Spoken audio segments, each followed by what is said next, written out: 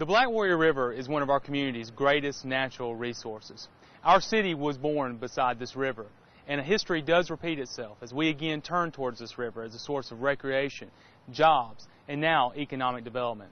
This is proven about what's going to happen in the future.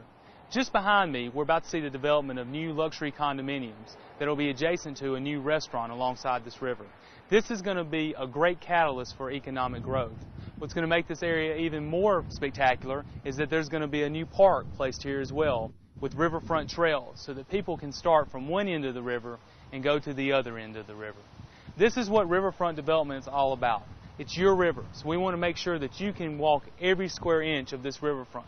At the same time, we want to bring residential development and commercial development. Like with our downtown, we want to build a riverfront where you can live, work, and play.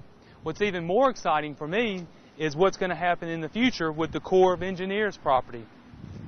Just to the west of me sits the United States Corps of Engineers. They are looking for other property in Tuscaloosa to relocate their offices. The city is currently in negotiations with the Corps of Engineers so that we can take ownership of the majority of that property, so that it can be opened up for more dock space, more commercial development, and hopefully a visitor center. Basically, what's happened along here in the riverfront has happened mainly in about the last 5 years or so. The city of Tuscaloosa has invested money in the Riverwalk itself. We're working to try and invest more money in our river market, which will be similar to a farmer's market. An amphitheater project is something that we're looking at. We're working with the Corps of Engineers for their relocation. And, hopefully what we're going to have is a nice mix of mixed use of retail, restaurant, condominiums, park, and attractions and such that everyone in the community can enjoy, or visitors coming to Tuscaloosa.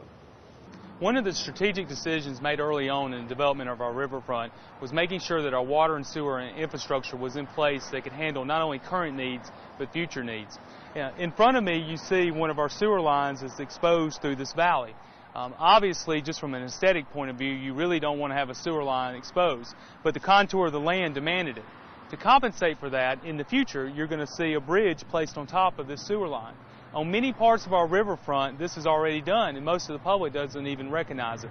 Again, this was part of our overall strategic plan of developing this riverfront, because as we talked about earlier, in the next few months, we're about to see the development of a restaurant, of a high-rise luxury condominium, and a new business office come in play. As we continue development, it's good to know that we're going to have the water and sewer infrastructure in place to meet the future needs.